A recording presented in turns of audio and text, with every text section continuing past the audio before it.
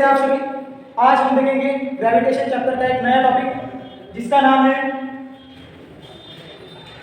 Change in value of जी और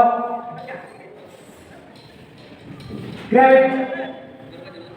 ये तीन वैल्यू तीन डिफरेंट स्टेट पर डिपेंड है। इसमें अगर हमें इसे याद रखना है तो इसके लिए हम एक वर्ड यूज करेंगे SAD,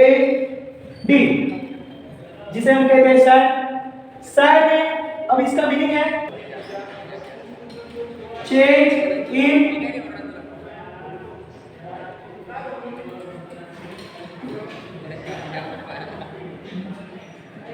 gravity at surface of earth. Second, change in gravity at altitude. Third, change in gravity depth. ठीक है, यहाँ पे तीन स्टेट्स है, तीनों रीजन में ग्रेविटी की वैल्यू अलग अलग आती है। यहाँ पर जो ग्रेविटी की वैल्यू है फॉर सरफेस ऑफ अर्थ, अगर हम कंसीडर करें हमारे अर्थ है, ये हमारा सरफेस है, इस रीजन को हम पोल कहते हैं, इस रीजन को हम इक्वेटर कहते हैं। By the formula F equals to G into M1 into M2 upon R square. Force, gravitational force जो है वो इनवर्सली प्रोपोर्शनल है रेडियस।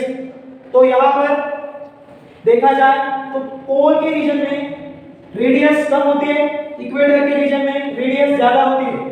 उस वजह से ग्रेविटेशनल फोर्स, जिसे हम ग्रेविटी के नाम से भी जानते हैं, इसी का फॉर्मूला लिखते हैं मास इनटू ग्रेविटी।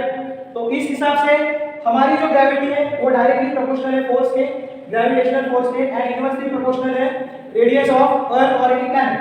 तो इस हिसाब से order of gravity which is equals to पोल के रीजन में ज्यादा होती है एज कंपेयर टू इक्वेटर। ठीक है, यहां पर ये वैल्यू निकालेंगे। आगे है एल्टीट्यूड। एल्टीट्यूड यानी हाइट। जब भी कोई भी ऑब्जेक्ट अर्थ की सरफेस से ऊपर जाएगा उस वक्त हाइट बढ़ेगी प्लस रेडियस भी बढ़ेगी। By this same formula, F equals to G into M1 into M2 upon R square. This formula, by this formula, force is inversely proportional to radius. तो हाइट पर जाने के बाद जैसे जैसे हाइट बढ़ती जाती है वैसे वैसे रेडियस बढ़ती है और हाइट भी बढ़ती है, पर फोर्स कम होता है। तो value of G is inversely proportional to radius. By this equation, gravity की वैल्यू एल्टीट्यूड के साथ कम होती जाती है।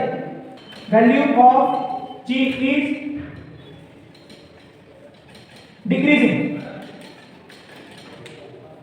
Change in gravity eight depth. अब यहां पे ये लास्ट पॉइंट है। इस हिसाब से जो डेप्थ है, जब हम अर्थ की रेडियस कंसीडर करते हैं, डेप्थ पर रेडियस कम होती जाती है। यहां पर हमारी अर्थ है, ये हमारी रेडियस है। अगर हम यहाँ पे कंसीडर करें तो यहाँ पर ये रेडियस बन रही है। डेप्थ को हम अगर कंसीडर करते हैं तो उस हिसाब से जैसे जैसे हम नीचे जाएंगे, जैसे जैसे हम नीचे जाएंगे उसके साथ रेडियस तो कम हो रही है पर मास भी कम हो रहा है। क्या कम हो रहा है? मास। ठीक है, ये पहला। उसके बाद और नीचे जाएंगे तो और मास कम होगा, और नीचे जाएंगे सेंटर पर तो मास जीरो।